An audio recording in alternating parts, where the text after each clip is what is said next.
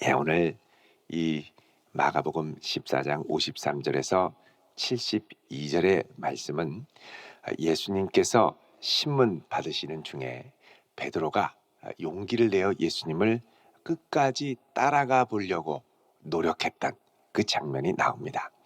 자, 오늘 말씀 시작을 보면 53절에 예수님이 대제사장들과 서기관들에게 갈 때 54절에 베드로가 예수를 멀찍이 따라 대제사장의 집 뜰 안까지 들어가서 아랫사람들과 함께 앉아 불을 쬐더라 그럽니다. 베드로의 행보가 기록됐죠.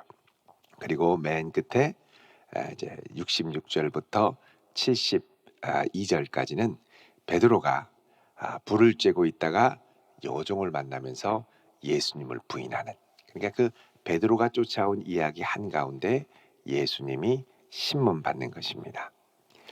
그러니까 베드로는 예수님을 따라갔긴 했지만 목숨을 구하려고 하다가 자기의 중심을 잃어버리고, 반면 예수님은 하나님으로부터 받은 사명, 그 중심을 잃지 않기 위하여 기꺼이 목숨을 내어주는 데까지 나아가게 됩니다. 그러니까 이 두 모습이 아주 극명하게 대조돼서 보이죠. 그래서 이 부분도 일종의 샌드위치 구조입니다. 자, 오늘 말씀 53절에 보면 이제 이 병졸들이 예수님을 끌고 대제사장에게로 가고, 또 대제사장들과 장로들과 서기관들이 모였다 그럽니다. 이렇게 모이는 것을 뭐라 그러냐? 공회라고 그러죠. 55절에 대제사장들과 온 공회가, 이 공회는 이제 보통 산헤드린이라고 이야기를 해서 이스라엘의 유다의 이 대표적인 종교 지도자들, 바리새인도 포함하고 대제사장도 포함하고 서기관 중에 아주 명망 있는 종교 지도자들 70명이 모여서 함께 이 재판, 중요한 이 종교적 재판을 이제 시행할 때 이제 산헤드린으로 모였습니다. 그런데 이 산헤드린은 유다의 종교적 의결 기관이기 때문에 단 하나 사형을 언도할 권한은 없었습니다. 그래서 사형을 언도하려면 우리가 볼 때 이거는 종교적으로 심각한 중범죄에 해당하니 로마의 재가를 받아서 로마가 이들을 보고 판단해서 십자가형을 언도하도록 그렇게 이제 요청을 하는 것이죠. 자, 이렇게 로마에게 요청을 하기 위해서 이들이 모이는데, 이게 언제 모이냐면 한밤중에 모입니다. 한밤중에. 왜 한밤중에 다급하게 모이느냐? 예수님을 그날 예수님을 못 박지 않으면 그 다음 날 안식일이 되기 때문에 그렇죠. 그러니까 가능한 안식일이 오기 전에 못 박고, 그래서 자기들은 율법적인 계율을 범하지 않도록 하기 위해서. 그러니까 이게 상당히 위선적인 모습이죠. 나는 하나님의 말씀을 잘 지키기 위해서 사형을 불법적으로 모이는 건데요. 왜냐하면 사내들이는 한밤중에 모이지 않거든요. 낮에 모여야지. 근데 한밤중에 이 유월절을 지금 앞두고, 절기를 앞두고 사람을 죽이기 위하여 모여서 이제 회의를 한다. 이건 거의 불법 단체입니다. 불법 단체. 자, 이렇게 이들이 모여서 이제 예수님을 심판하는데, 이제 베드로는 54절에 예수를 멀찍이 따랐다. 베드로가 도망가다가 보니까 자기가 한 말이 생각나는 겁니다. 예수님, 다른 사람은 다 버려도 저는 절대로 버리지 않겠습니다. 그러니까 예수님이 야, 닭 두 번 울기 전에 너 나를 부인할 거야, 3번 부인할 거야 말씀하셨죠. 그러니까 베드로가 자기 의지로 이제 가는 겁니다. 그러니까 이거 보면 여러분, 사람의 의지력도 주님을 따라가는데 어느 정도 작용을 하는 것을 볼 수가 있습니다. 그러니까 내가 내 의지를 발휘해서, 사실 여러분이 이 새벽에 이렇게 나오는 게 의지력을 발휘해서 또 나오는 거죠. 근데 어떨 때는 내가 아무리 의지를 발휘해서 일어나려고 해도 도저히 일어나지가 않을 때가 있습니다. 또 어떨 때는 이게 참 힘든데도 어쩌면 그렇게 열정을 다해서 새벽에 나와 주님께 예배를 드리는지 모르겠어요. 그 열정을 주시고 의지도 주시고 감당하게 하는 능력도 주시고, 그러니까 이제 내가 하는 걸음걸음 가운데 내 의지를 넘어선 하나님의 은혜를 분별하고 발견할 수 있는, 여러분 그런 성도 될 수 있기를 바랍니다. 그럴 때 내가 범사에 주님을 의지할 수 있죠.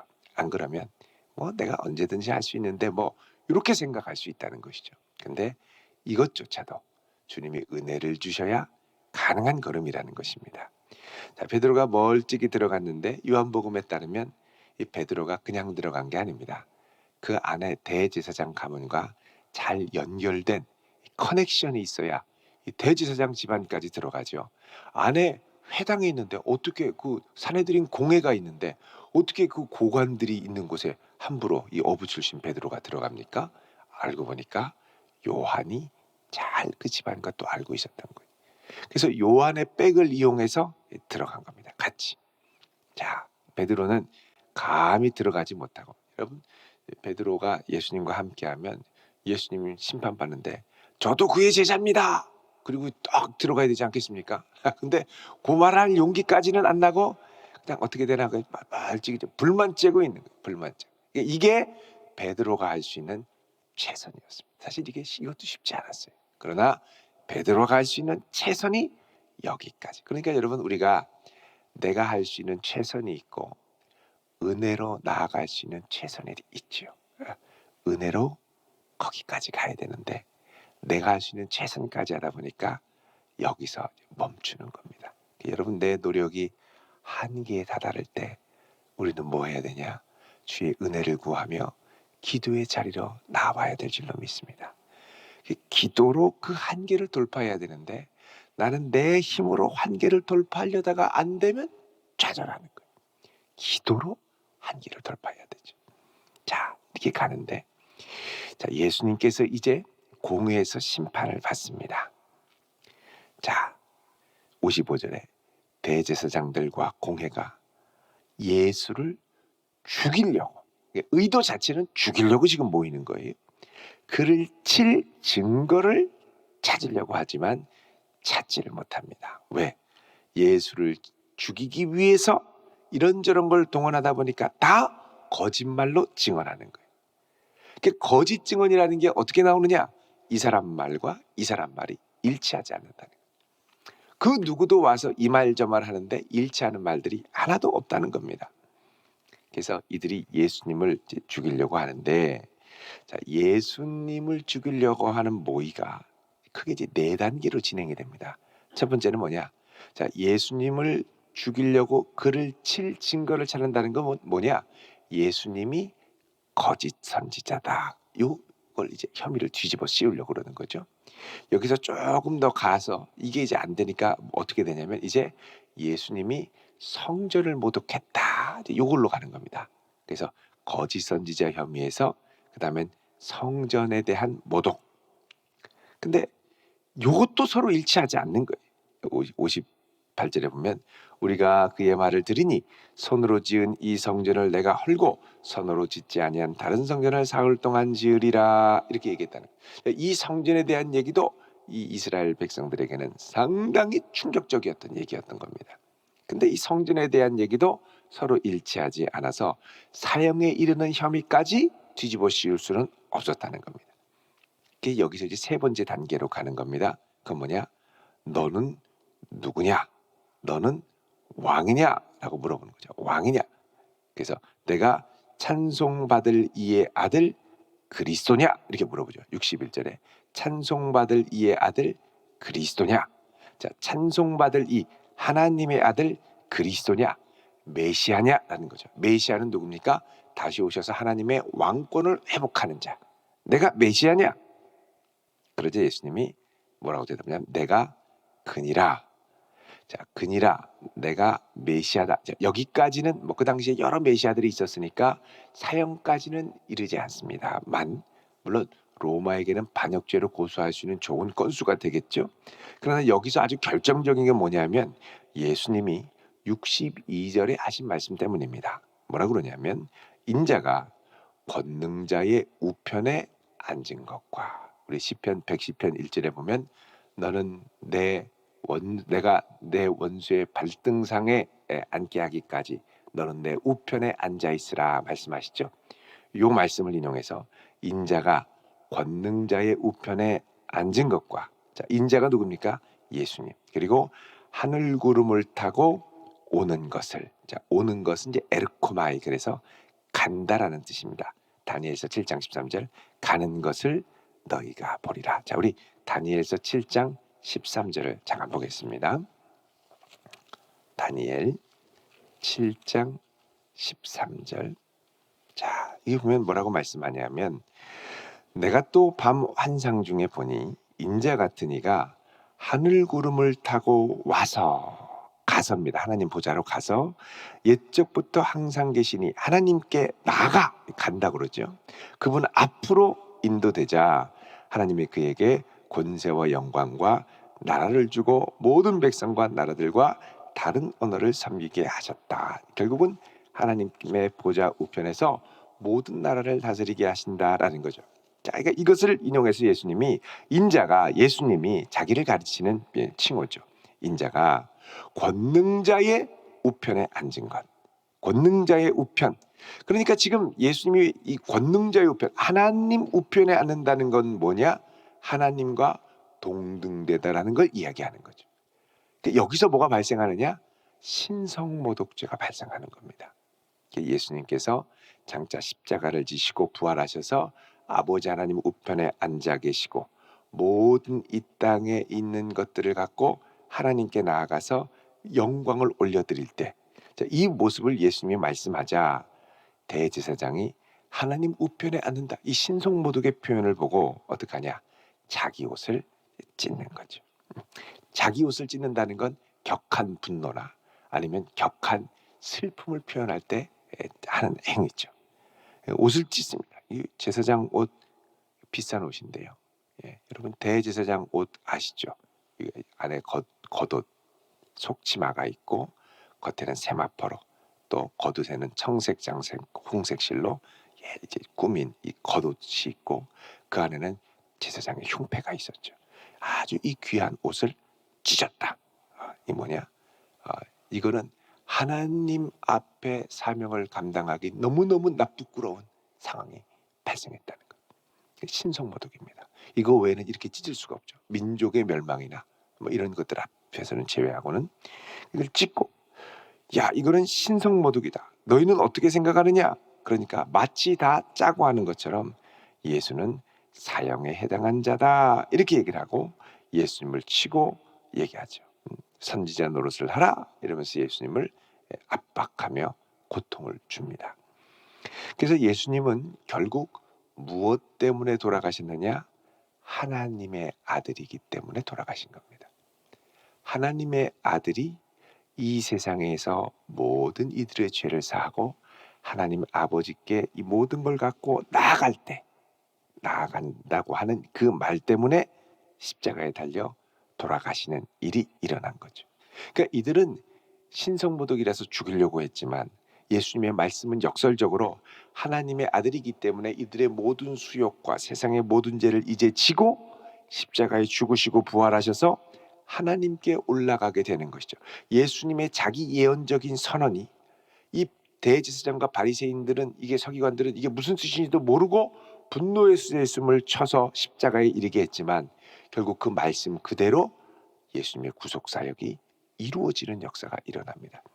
그래서 여러분, 하나님의 역사는 이게 뻔히 알고도 강팍한 심령은 모르게 되고요. 보기는 보아도 보지 못하고 듣기는 들어도 듣지 못하게 되고, 단 겸손하게 그분의 역사를 사모하는 이들에게는 역설적으로 성취되는 역사를 맛보게 됩니다.